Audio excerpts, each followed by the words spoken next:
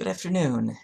In this presentation, we'll be going over counseling non-heterosexual families using some positive psychology methodology, and we'll also go over some of the unique needs and challenges faced by non-heterosexual families.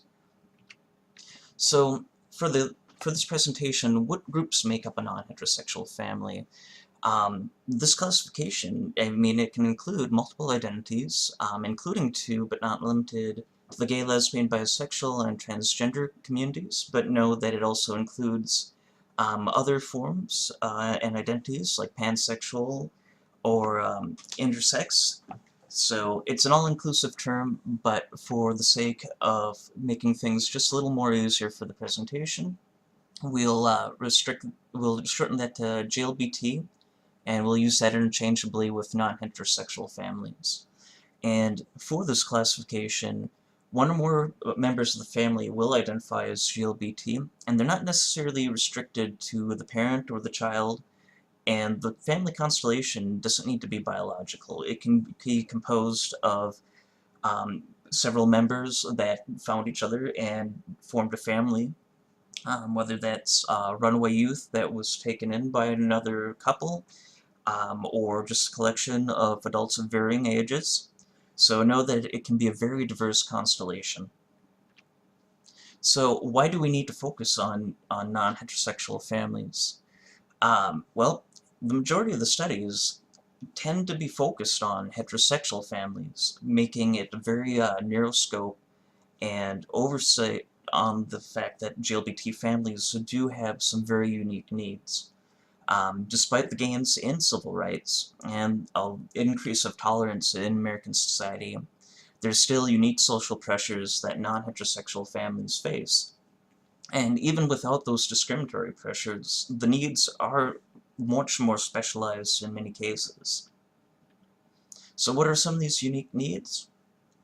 Well, historic trauma can enter into it, just like other sets of populations that have gone through periods of brutality and assault and discrimination. The same can be said for non-heterosexual families, especially for parents and elder family members, even siblings at times. They may have experienced it directly or been perpetrators or just bystanders in events that have been perpetrated onto the non-heterosexual individuals of our community. So that can add another layer of family difficulty and conflict and problems within the system. International trauma is a big one. Even if you're not dealing with anybody that's a refugee or an immigrant, any sort of status like that, if you go on to CNN, if you look in The Advocate, if you look on any news source, there's all sorts of discrimination and brutality, whether it's state-sanctioned or from a terror group, that you can find stories on. And that has an impact on the family. For instance, Indonesia right now, it's illegal to commit any homosexual act. ISIS has several news stories going through right now where in various locations they're executing GLBT individuals. So a lot of that can have some pressure on the family system and some of the anxieties and fears that are brought up. Family self-concept and identity, how the family sees themselves versus what's maybe portrayed in the media, or how the community might be putting them as. It makes it really difficult for some families when they don't see themselves in that, and they're still trying to come up with what is their identity as a family. So that can cause some more issue. Other needs are internalizing the family issues, so things like self-guilt, shame, failure, for problems that aren't necessarily theirs. So if a child is being bullied, that they might think that's a problem of theirs and that they've somehow failed, instead of the bullying behavior from an individual external to the family being the actual problem. Another problem is recognition, whether it comes from the state, from social institutions, or religious organizations. Not always are non-heterosexual families viewed as legitimate. That becomes a problem when you're trying to convince somebody that, hey, you do matter and that you're just as much of a family as the heterosexual nuclear family down the road from you. Um, Access to resources becomes another big issue.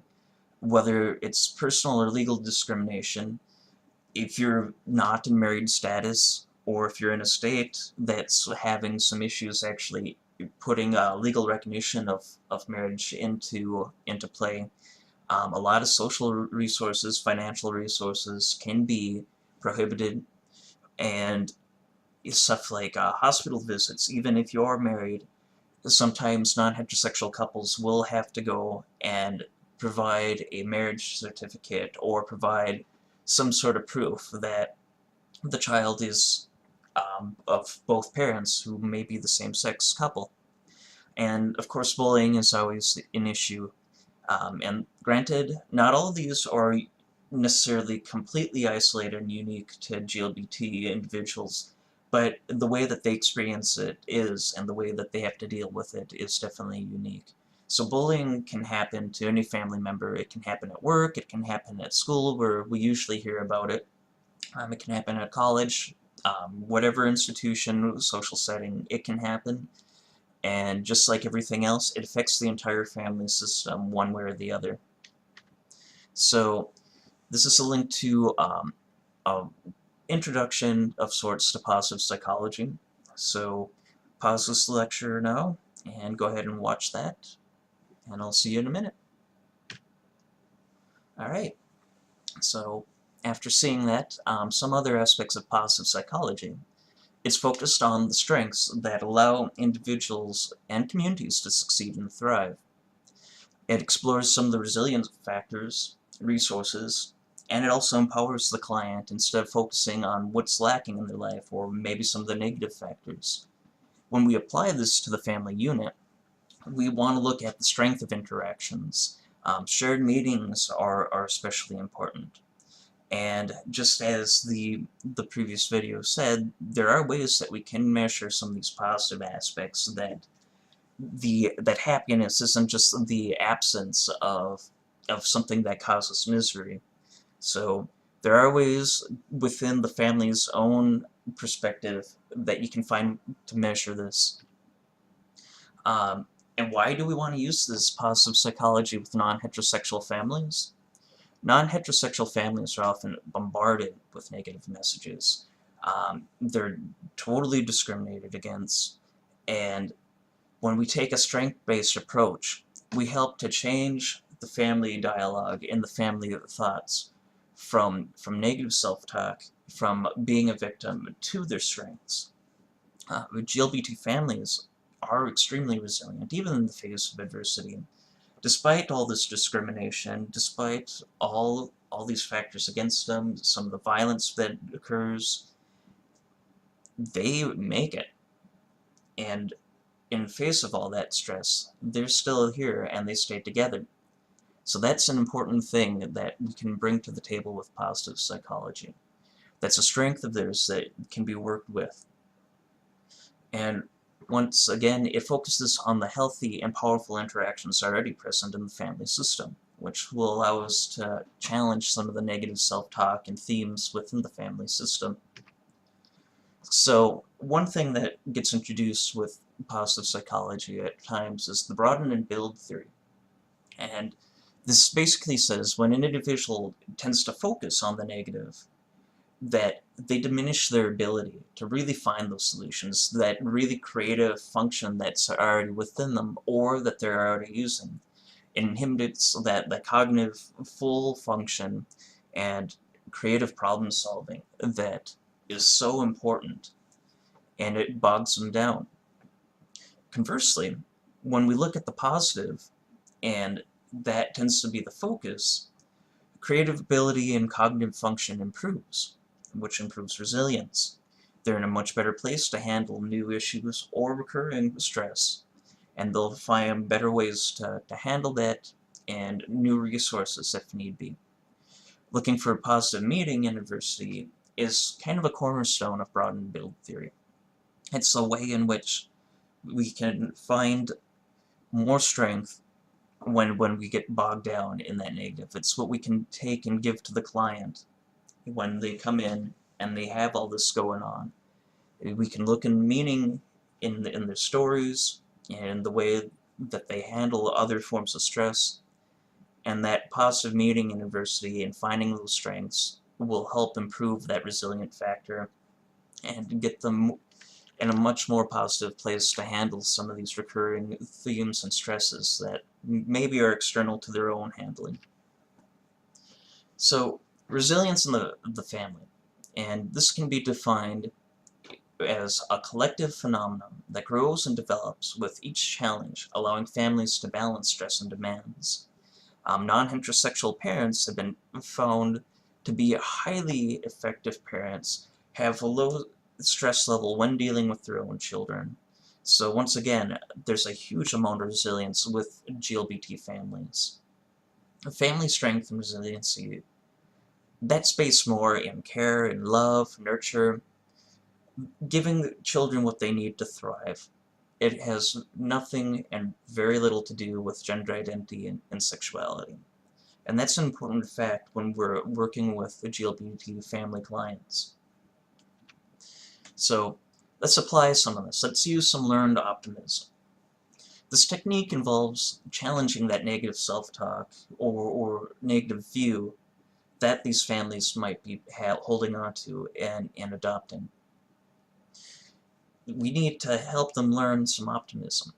So when we work with family clients like this, we need to introduce alternative self-talk. We need to combine positive facts that are out there, like just previously stated, that the health of a child and their well-being is more determined by the caring that goes on, the love, the nurture, than it does about gender or sexual orientation. So you can use some of those facts, introduce some of that, but you also use some of the positive feelings to combat some of that social oppression and negative feedback that the GLBT families are getting. So you can use some of their own stories, some of their own strengths, and in combination with these facts, to help them learn some optimism and hopefully change a little bit of their view. This may seem like a bit of cheerleading, but sometimes that infusion of positive thought has to come in and be reflected by the therapist. And once again, just like in most forms of therapy, counselors must be able to confront on the client fear and negative self-talk. We need to be able to handle our own hesitations in order to do this.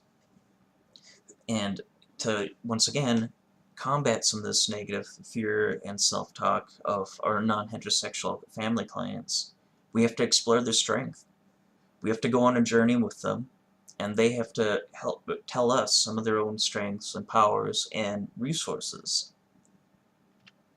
So another application that we can do is looking at the interactions. Working with clients to build positive interactions, and Dominguez et al. Puts forward 4 key areas in doing this. And this is really to help prevent family and isolation and build up their resilience. Oftentimes, GLBT clients and their families, when they're bombarded with so much negative feelings and so much discrimination and negative self-talk, that they isolate, which makes the problem even worse. So as therapists, when we look at these family system interactions, we also have to go outside of the family. So these 4 positive areas to really look at is, how are they interacting with other non-heterosexual families? Are there other non-heterosexual families in their area that they interact with? If not, what are some of the solutions that and places that they can go to really get that interaction and break down some of that isolation by status? We have to look at the parents and guardians and interactions with the children or younger members of the family, and also how that interaction is, how they perceive that and view that from other eyes, and what they think is the strength of their own and strengths that they see in others, and how can you mesh that together. Another spot is, once again, GLBT families, but also their support services that are out there. And a lot of communities where maybe the state resources and government resources aren't very supportive, and quite harmful. There may be nonprofit organizations, community organizations, even religious organizations that they can go to for support. And really looking at maybe what are some of the areas that they're already doing that with, and bringing that to the forefront. And then finally, just general community ties. Are what are they doing that's positive in the community at large? What events are they going to? How do they see themselves in the community that gives them a positive strength and edge? We need to explore all four of these areas with our clients. And another application is looking at their definitions. One of the greatest strengths, once again, are in their definition and in their identity and the roles that they play. Excuse me. Despite all this negativity and despite all of what goes on, there's usually some strength and points of pride within the family system or within individual members of the GLBT family. Not all of the family members may be aware of this or of each other in this regard. So taking this time to look at and explore these stories, it may be empowering one family member that might be struggling or has a lot of negative self-talk, and together the family fuses some of these meanings and creates a shared positive definition of themselves. And once again, this might be something that the therapist has to take time to go and really just realize that this reflection of what's being said to us as therapists might need to be heard by the client. Sometimes that mirroring is what really makes something that's already internal be fully brought forward and realized by all family members. So in closing, I have a media clip here of a non-heterosexual family and their story of coming together and adopting their child. As you watch this, some points of discussion to leave with are, what are some potential issues? There may be historic trauma that's going on? What are some of their family strengths? What are they aware of? Or what do you see that they don't bring up? And how might you use this positive psychology, strength-based approach to assist this family? And maybe most importantly, as you're watching this, what are your own thoughts and feelings? How might this impact how you work with a non-heterosexual family? Thank you.